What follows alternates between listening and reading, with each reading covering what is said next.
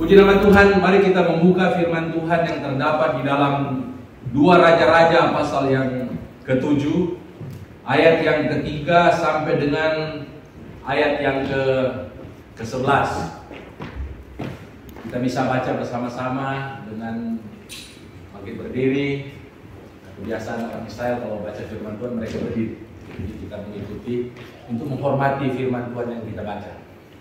1, 2, 3. 4 orang yang sakit kusta ada di depan pintu gerbang. Berkatalah yang seorang kepada yang lain, "Mengapakah kita duduk-duduk di sini sampai mati? Jika kita berkata, baiklah kita masuk ke kota, padahal dalam kota ada kelaparan, kita akan mati di sana, dan jika kita tinggal di sini, kita akan mati juga. Jadi sekarang marilah kita menyeberang ke perkemahan tentara Aram. Jika mereka membiarkan kita hidup, kita akan hidup. Dan jika mereka mematikan kita, kita akan mati." Lalu pada waktu senja bangkitlah mereka masuk ke tempat perkemahan orang Aram. Tetapi ketika mereka sampai ke pinggir tempat perkemahan orang Aram itu, tampaklah tidak ada orang di sana. Ayat yang ke-6. Sebab Tuhan telah membuat tentara Aram itu mendengar bunyi kereta, bunyi kuda, bunyi tentara yang besar, sehingga berkatalah yang seorang kepada yang lain, "Sesungguhnya Raja Israel telah mengupah raja-raja orang Het dan raja-raja orang Israel melawan kita, supaya mereka menyerang kita." Karena itu bangkitlah mereka melarikan diri pada waktu senja dengan meninggalkan kemah dan kuda dan keledai mereka serta tempat perkemahan itu. Dengan begitu saja mereka melarikan diri menyelamatkan nyawanya. Ketika orang-orang yang sakit kusta itu sampai ke pinggir tempat perkemahan, masuklah mereka ke dalam sebuah kemah, lalu makan dan minum. Sesudah itu mereka mengangkut dari sana emas dan perak dan pakaian. Kemudian pergilah mereka menyembunyikannya. Lalu datanglah mereka kembali masuk ke dalam kemah yang lain dan mengangkut juga barang-barang dari sana. Kemudian pergilah mereka menyembunyikannya. Lalu berkatalah yang seorang kepada yang lain, "Tidak patut yang kita lakukan ini. Hari ini ialah hari kabar baik, tetapi kita ini tinggal diam saja. Apabila kita menanti sampai terang pagi, maka hukuman akan menimpa kita. Jadi sekarang marilah kita pergi menghadap untuk memberitahukan hal itu ke istana raja." Mereka pergi lalu berseru kepada penunggu pintu gerbang kota dan menceritakan kepada orang-orang itu, katanya, "Kami sudah masuk ke tempat perkemahan orang Aram, dan ternyata tidak ada orang di sana, dan tidak ada suara manusia kedengaran. Hanya ada kuda dan keledai tertambat, dan kemah-kemah ditinggalkan dengan begitu saja." Para penunggu pintu gerbang menyerukan dan memberitahukan hal itu ke istana raja. Puji nama Tuhan, silakan duduk. Ini menjawab pertanyaan, ya. Temanya tidak memiliki harta, tapi menjadi berkat, ya. Saya sengaja tidak taruh ayatnya, saya tidak kirim supaya kalau ingin tahu datanglah, dengarkan langsung, ya. Kalau udah tahu lebih dahulu nggak seru, ya.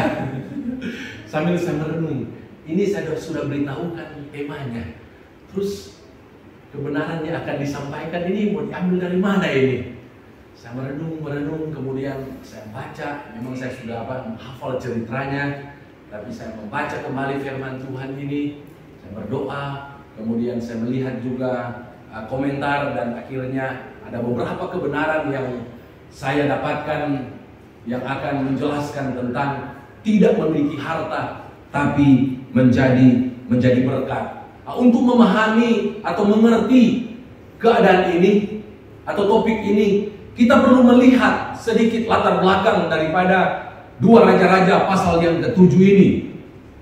Kita tahu ini sedang terjadi di kerajaan utara atau di kerajaan Israel, di mana raja mereka, kalau saudara melihat di dalam 2 Raja-Raja pasal yang ke-6, dia merupakan salah seorang raja yang boleh dikatakan dia taat, tetapi dia juga melawan Tuhan. Kayaknya dia suka kompromi, ya. Di satu sisi dia mengandalkan Tuhan, tetapi di sisi yang lain dia meninggalkan Tuhan. Ini namanya Raja Yoram.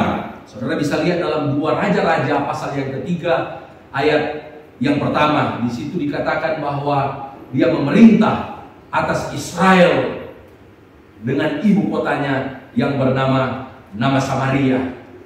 Mengapa peristiwa ini terjadi? Peristiwa ini terjadi ketika kerajaan Aram, di mana rajanya yang bernama Ben-Hadad atau Ben-Hadad pertama, mereka mengirimkan pasukan yang begitu besar. Mereka masuk atau mengadakan invasi ke kerajaan Israel Utara, dan mereka mengepung ibu kotanya yang bernama Samaria.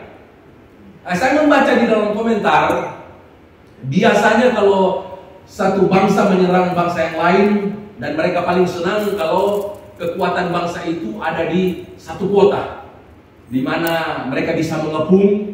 Dan walaupun kota itu didirikan tembok-tembok yang tinggi, tetapi mereka pasti punya cara untuk masuk ke dalam kota. Apakah itu dengan menaruh tangga-tangga atau melemparkan tali.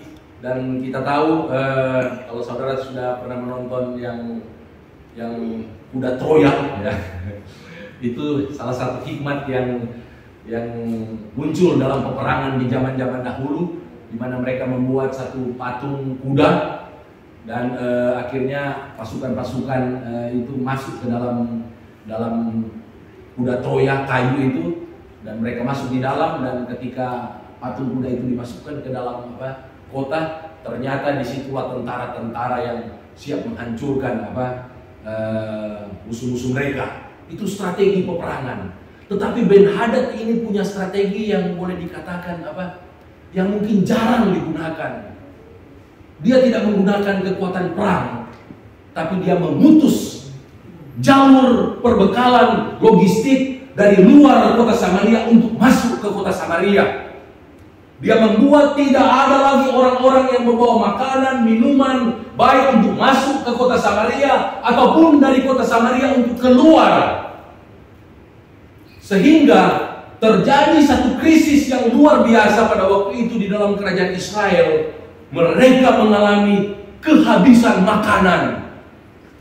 Dan saking menderitanya mereka, bahkan tai lembu, kotoran kotoran keledai itu dimakan oleh orang-orang Israel. Dimakan, kotoran hewan dimakan.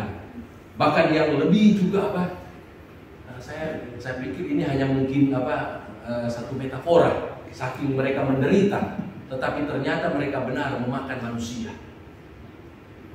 Ini bisa kita lihat bagaimana ada 2 orang ibu datang kepada Raja Israel, Raja Yoram, dan mereka mengadu kepada Raja Israel. Raja Israel mengatakan, kalau Allah sendiri tidak menolong kalian, kenapa kalian datang kepadaku, meminta pertolongan kepadaku? Apa maksud kedatangan kalian? Begini Raja, kami sudah sepakat 2 anak kami akan dimakan, akan dimasak gulai atau dimasak opor. Opor manusia, nggak ada itu di situ. Oke, akhirnya hari ini anakmu kita makan. Dan setelah anak saya dimakan, waktu anaknya mau diminta mau dibikin gulai, dia nggak mau. Aduh, raja langsung dia langsung mengekspresikan kemarahannya. Tapi apa yang terjadi? Dia marah bukan kepada Raja Ben-Hadad, tapi dia marah kepada siapa? Kepada Nabi Elisa. Gara-gara kamu Elisa ini terjadi. Loh, kenapa gara-gara Elisa? Mari kita mundur sedikit lagi. Pada waktu Raja Ben-Hadad mau menyerang Israel, selalu strategi yang dilakukan oleh Ben-Hadad sudah ketahuan duluan. Sehingga Raja Ben-Hadad berkata begini, ada mata-mata di antara kita. Tapi ada seorang yang bijaksana mengatakan begini, tidak Tuan, bukan mata-mata. Ya. Bukan dari mimpi, bukan dari bais. Ada anak saya lagi berikan di bais dia. Tapi karena di sana ada seorang nabi. Apa yang raja bicarakan di kamar tidur, nabi itu sudah mengetahui lebih dahulu. Oke, kalau begitu kirim pasukan, tangkap nabi itu. Singkat cerita mereka pergi ke Dotan. Dan kita tahu peristiwa di Dotan itu. Bagaimana ketika Nabi Elisa meminta kepada Tuhan Allah untuk membuka mata Gehazi, dan dia melihat bahwa tentara surga lebih banyak daripada tentara-tentara Aram. Dan akhirnya ketika mereka sampai di Dotan, mereka menangkap Nabi Elisa. Tapi Nabi Elisa minta kepada Tuhan, butakan mata mereka. Luar biasa doa daripada orang-orang yang kudus. Mereka menjadi buta, dan dia menuntun mereka. Dia tuntun kemana? Dia tuntun mereka kepada Raja Yoram. Kemudian Raja Yoram mengatakan, Nabi, sekarang bagaimana keputusanmu? Akankah kita bantai mereka? Raja Yoram kan dia apa? Ini musuh kita dibawa oleh Allah, harus dieksekusi, hukum mati. Tapi Nabi Elisa mengatakan, biasakah kamu membunuh tawanan? Jangan dibunuh, kasih mereka makan. Singkat cerita, mereka dikasih makan. Mereka makan kenyang, kemudian mereka dibiarkan kembali ke Aram. Dan mulai saat itu, tidak pernah lagi tentara Aram menyerang yang namanya Israel. Tetapi beberapa waktu kemudian, timbul lagi niat jahat daripada kerajaan Aram, dan mereka menyerang kerajaan Israel. Itulah sebabnya mengapa Raja Yoram mengatakan, gara-gara kamu Nabi Elisa, gara-gara perbuatanmu yang menyuruh mengasihi mereka, bukan membunuh tapi memberi makan mereka, akhirnya mereka hidup dan mereka akhirnya akan membinasakan kita. Tapi saya membaca di dalam komentar, ternyata dia sebenarnya tidak marah kepada Elisa. Karena kalau saudara membaca di dalam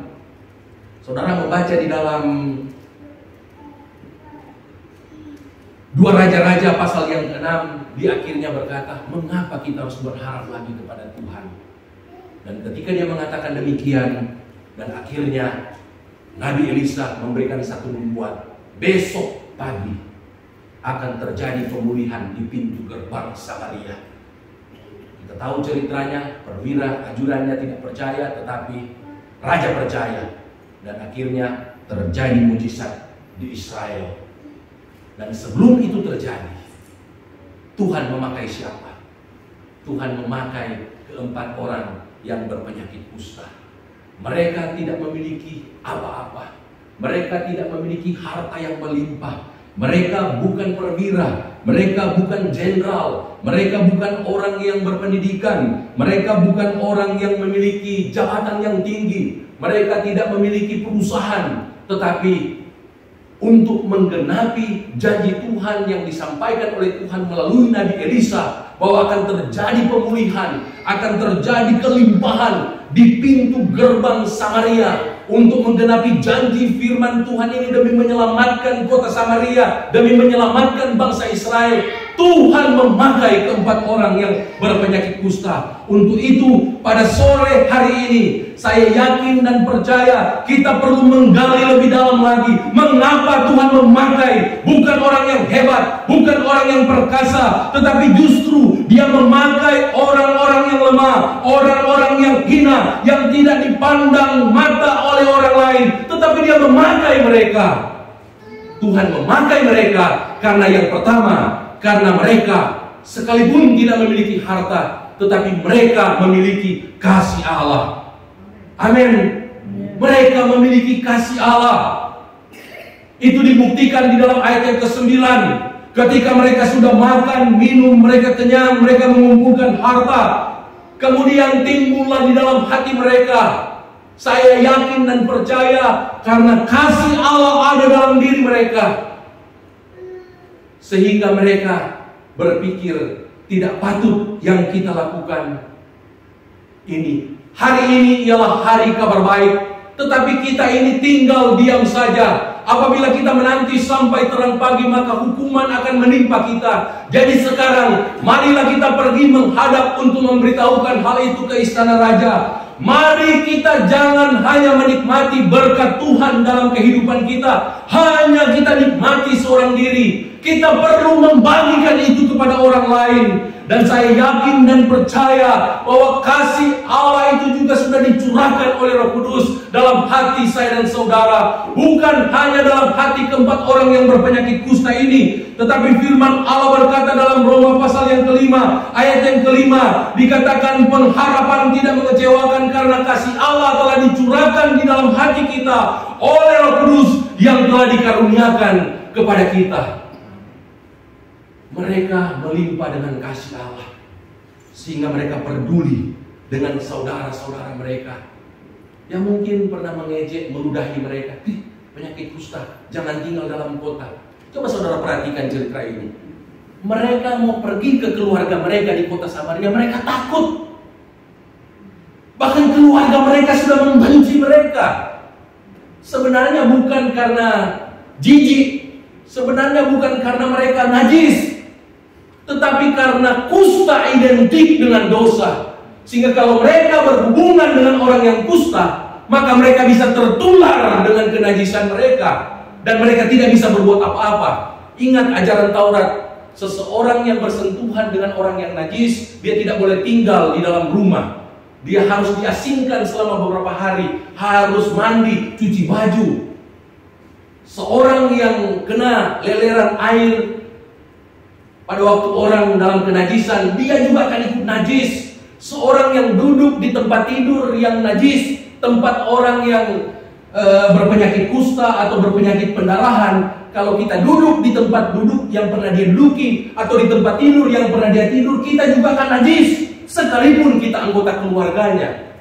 Jadi mereka terkucilkan secara sosial, secara rohani, secara agama, dan akhirnya mereka dimusuhi oleh semua orang. Karena pandangan pada waktu itu menganggap mereka adalah musuh Allah. Dan memang kalau kita membaca dalam firman Allah, penghukuman Allah yang sangat jelas.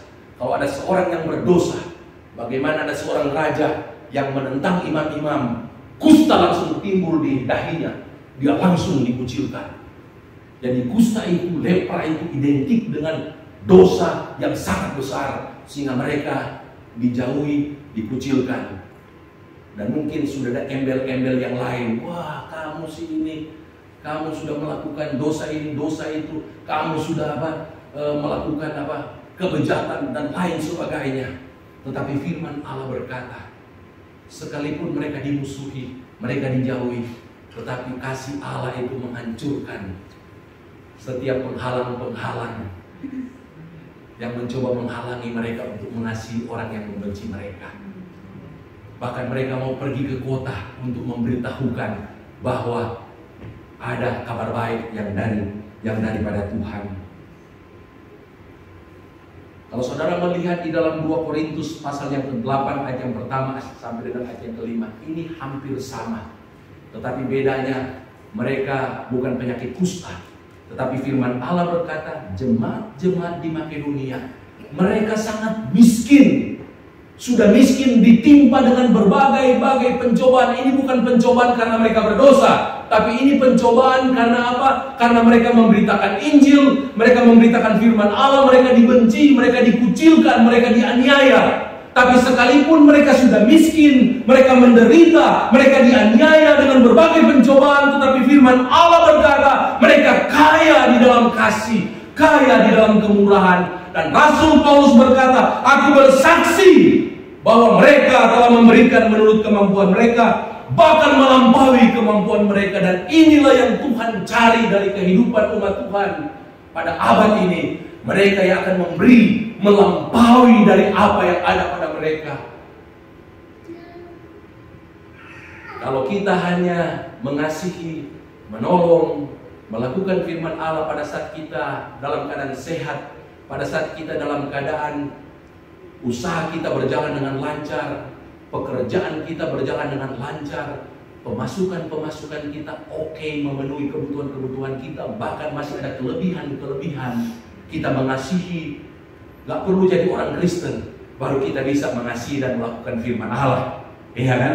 Tetapi yang membuat kekristenan itu berbeda, Firman Allah berkata, pada saat kita dicobai, pada saat kita menderita, pada saat kita dianiaya, pada saat kita berkekurangan, pada saat kita ditinggalkan oleh orang-orang yang kita kasihi, pada saat anak-anak kita mengalami kematian, bahkan harta kita diambil, harta kita dicuri, kita bisa berkata, Tuhan yang memberi, Tuhan yang mengambil, terpujilah nama Tuhan. Padahal Ayub bukan orang Kristen, tapi kita klaim itu adalah firman orang Kristen. Dan kita termotivasi dengan ajaran-ajaran ini.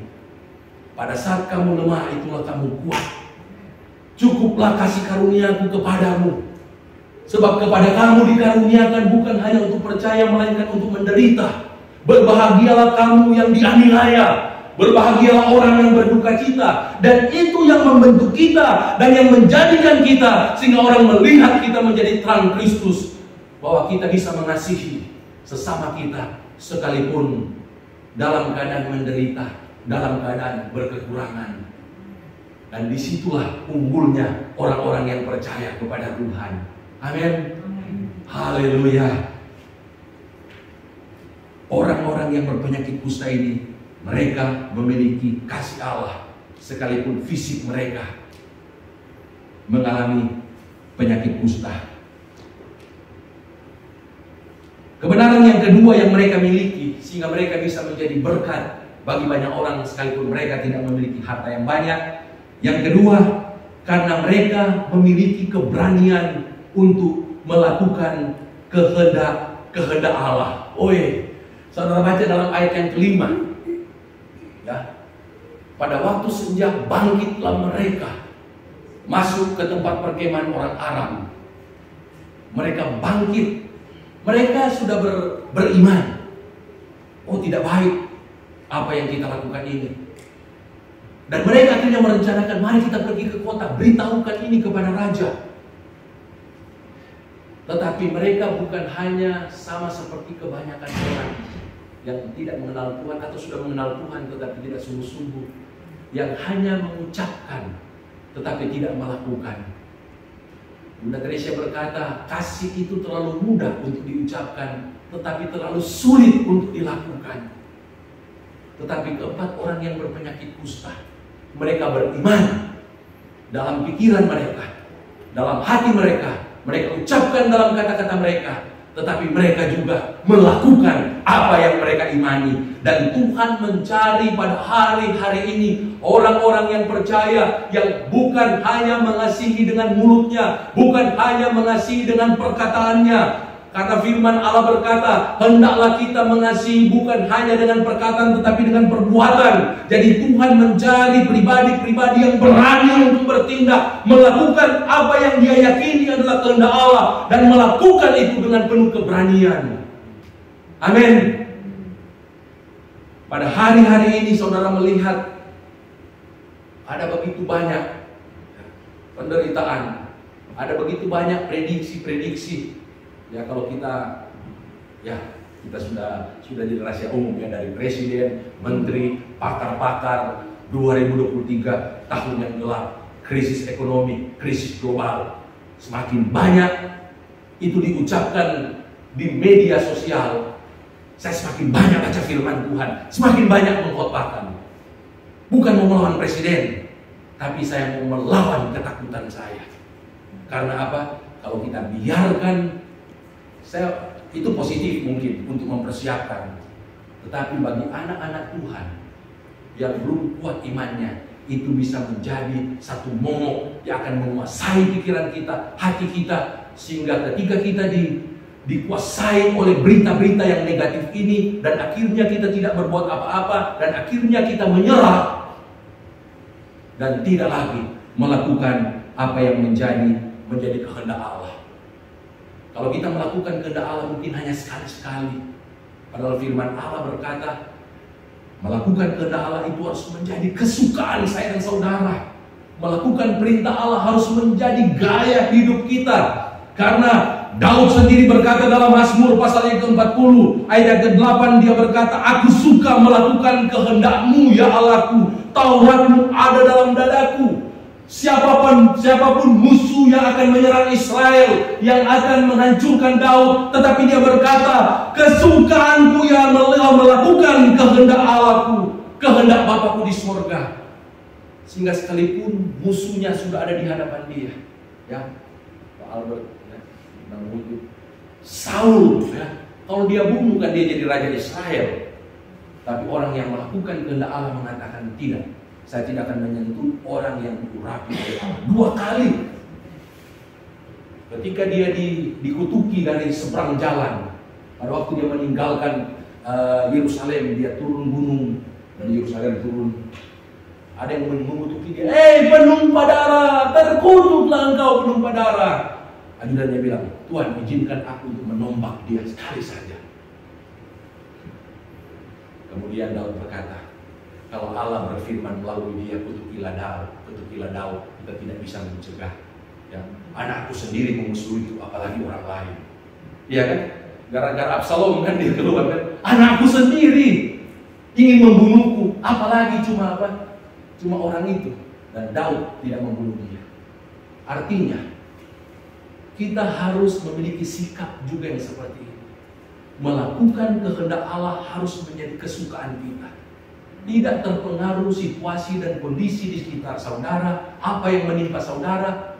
Kalau kehendak Allah, firman Allah harus kita prioritaskan dalam kehidupan ini. Sama seperti dengan Tuhan Yesus. Dalam Yohanes pasal yang keempat ayat ke-34 dikatakan bahwa makananku ialah melakukan kehendak Dia yang mengutus aku dan menyelesaikan pekerjaannya, walaupun makanan yang dibawa oleh murid-muridnya itu makanan yang terbaik di Samaria. Tetapi ketika Yesus berhadapan dengan wanita Samaria, Dia mengajarkan kepada kita menyelamatkan dia itu lebih penting daripada makanan-makanan yang paling enak yang ada di dunia ini. Walaupun dia sudah lapar, ya, melakukan perjalanan, dia sudah lapar, tapi dia mengutamakan untuk melayani jiwa-jiwa yang terhilang. Dalam bagian yang lain dikatakan, saking sibuk dia melayani, menolong, menyembuhkan orang yang sakit, mengajar, mengusir setan-setan, sampai tidak ada waktu lagi untuk Yesus untuk makan siang. Pernah kan baca dalam firman Tuhan, ya? Karena makanan Yesus yang sesungguhnya adalah melakukan kehendak Bapa di surga. Dan kalau kita melakukan kehendak Bapa di surga, berani melakukannya dalam kehidupan ini, Tuhan berjanji, sekalipun keadaan dunia ini dalam keadaan gelap, dalam keadaan mungkin akan mengalami krisis, tetapi firman Allah berkata, dunia ini sedang lenyap dengan segala keinginannya, tetapi orang yang melakukan kehendak Allah tetap hidup selama-lamanya. 1 Yohanes 2 ayat ke-17. Apapun boleh diprediksi. Kita jangan menyalahkan presiden. Boleh terjadi, silakan datang. Tetapi kita yang tetap melakukan kehendak Allah, Tuhan berjanji tetap hidup sampai selama-lamanya. Karena Tuhan tidak pernah akan membiarkan dan meninggalkan anak-anaknya. Kalau Tuhan membiarkan saudara dan saya, maka firman Allah yang berkata kita seperti biji matanya itu mesti dirubah. Ya, ya kan? Saya dan saudara seperti biji matanya Allah. Jadi barang siapa mau menyentuh, barang siapa mau melakukan, merancangkan malapetaka atas saudara, maka itu sama seperti mereka lakukan terhadap Tuhan. Amin. Kita adalah biji matanya Allah. Haleluya. Dia setia dalam kehidupan saya dan saudara. Dia setia dengan janji-janjinya. Firman Allah berkata dalam kitab Nabi Yesaya bahwa Dia akan menggendong kita sampai putih rambutmu. Dia akan menggendong kita. Dia akan memegang kita dengan tangan kanannya yang akan membawa kemenangan. Sekalipun ada bahaya di kiri kanan muka belakang kita yang mengancam kehidupan kita, mengancam seluruh aspek kehidupan kita, firman Allah memberikan satu janji bahwa Dia ada di tengah-tengah kita sebagai pahlawan yang memberikan kemenangan kepada kita. Amin. Pahlawan tidak akan membiarkan orang yang Dia bela mengalami kehancuran. Itu Tuhan kita. Kita bisa belajar daripada bangsa Israel. ketika mereka keluar dari Mesir, ketika mereka masuk ke air laut yang sudah dikeringkan, dan tentara-tentara Firaun sedang mengejar mereka dengan penuh kemarahan karena baru kematian anak sulung mereka. Mereka ingin membunuh, mereka ingin menghancurkan bangsa Israel. Firman Allah berkata, malaikat Allah yang tadinya di depan bangsa Israel, dia mundur. Dia mundur dan dia berdiam di belakang bangsa Israel. Dan akhirnya dia menghancurkan bangsa Mesir dengan dia membalikkan tembok itu menjadi air kembali, dan air itu menghancurkan bangsa Mesir. Dan saudara perhatikan, baca baik-baik ayat firman Tuhan dalam kitab Keluaran. Apa yang Tuhan lakukan? Dia membuat roda-roda kereta bangsa Mesir itu, baut-bautnya dicabut sehingga roda-roda itu hancur. Dan mereka ketakutan, dan mereka berkata, Allah bersama-sama dengan mereka. Dan janji firman Allah, Dia tidak pernah berubah, dahulu, sekarang, dan sampai selama-lamanya. Kita yakin dan percaya bahwa malaikat Tuhan yang memimpin bangsa Israel keluar dari Mesir, itulah yang dinamakan Kristofani. Artinya apa? Yesus yang menyatakan diri di perjanjian lama. Dialah Yesus yang kita sembah. Malaikat Tuhan yang ditulis dengan malaikat M huruf besar, T huruf besar. Malaikat Tuhan yang ditulis dalam perjanjian lama dengan huruf besar di awalnya. Itulah Kristofani, Kristus yang menyatakan diri dalam perjanjian lama. Haleluya. Dan Yesus yang kita sembah, yang sudah menolong bangsa Israel, Dia juga yang akan bersama-sama dengan saudara sampai hari ini. Dia akan menyertai siapa? Orang-orang yang berani untuk melakukan kehendak Allah dalam kehidupan ini. 4 orang yang berpenyakit kusta ini, mereka berani. Sehingga apa yang terjadi? Hanya 4 orang loh. Mereka jalan sambil mungkin, kalau sakit kusta kan ada yang putus jarinya, kaki, tangan. Ini mungkin sudah habis. Mereka jalan sambil pegangan tangan. Pegangan tangan mereka sambil, mudah-mudahan Tuhan buka jalan.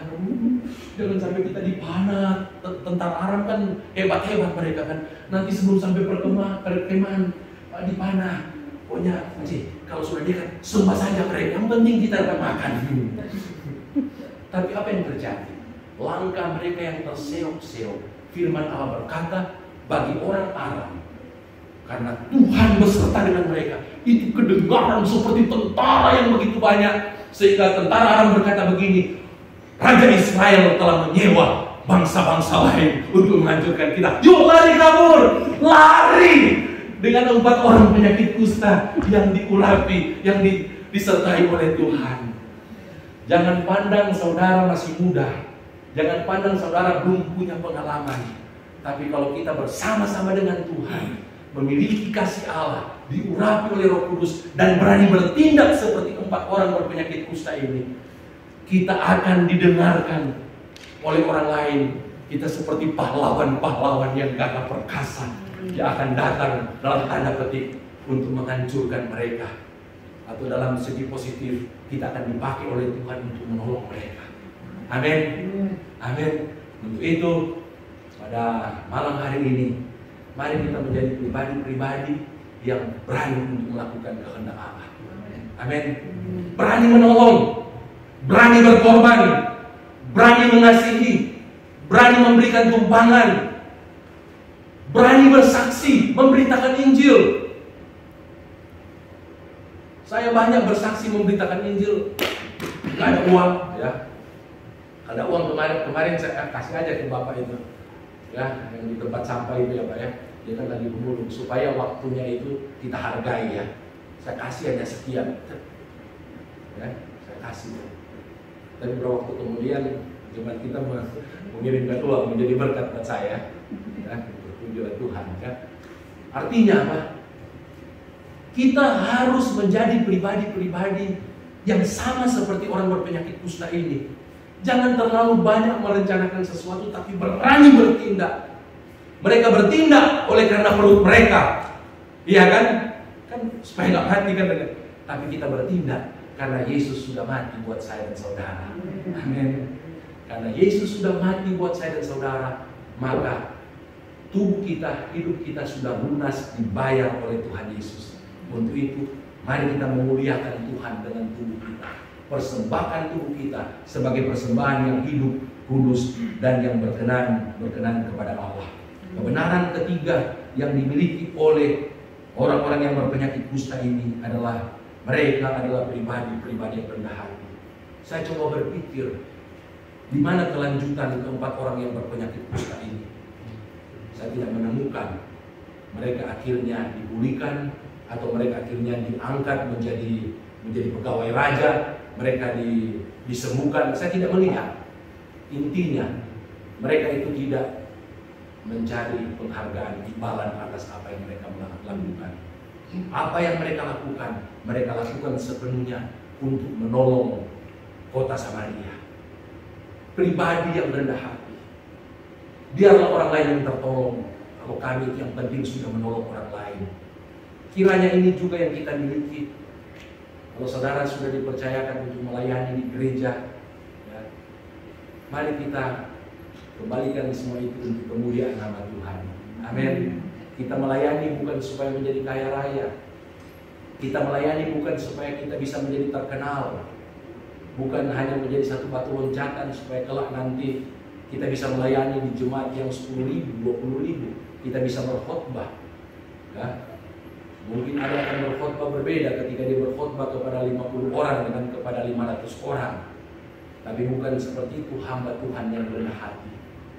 Kita melayani satu jiwa pun, kita melayani dengan sungguh-sungguh, kita tidak mengharapkan imbalan, kita melayani di tengah-tengah banyak orang pun, kita melakukan itu dengan sungguh-sungguh. Sebab kita melayani bukan untuk mereka yang terutama, tetapi kita melayani supaya Tuhan disenangkan, supaya Tuhan dipermuliakan.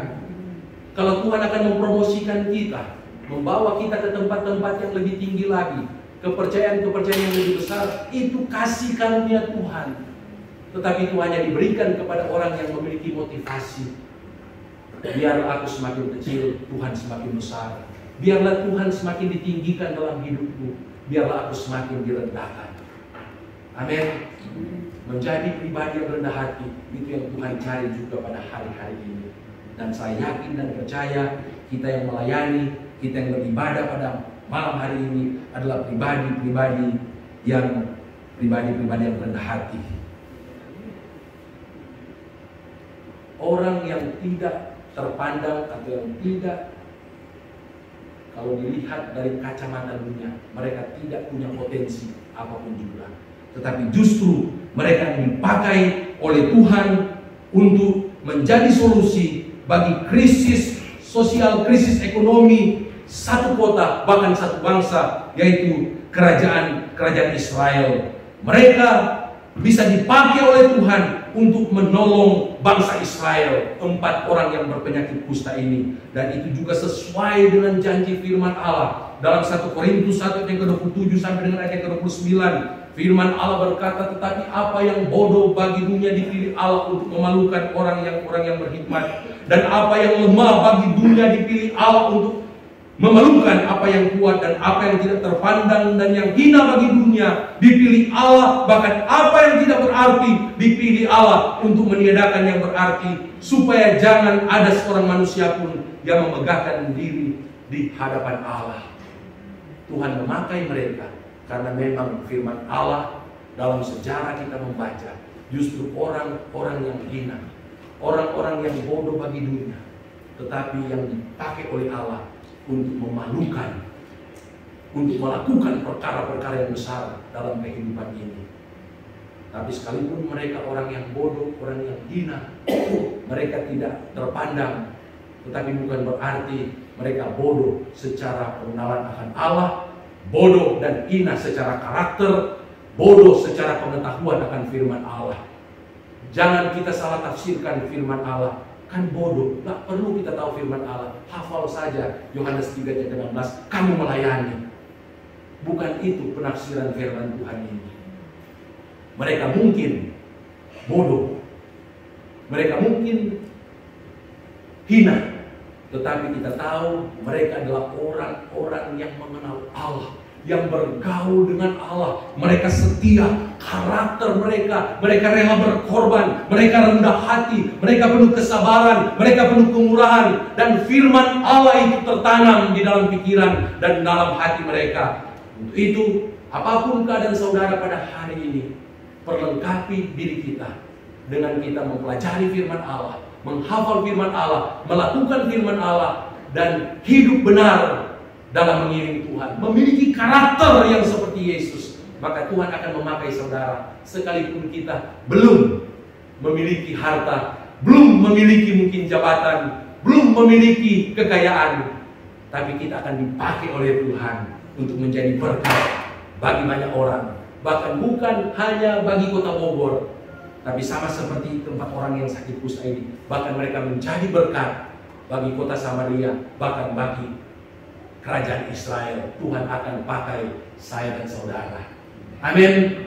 Mari kita satukan hati kita berdoa.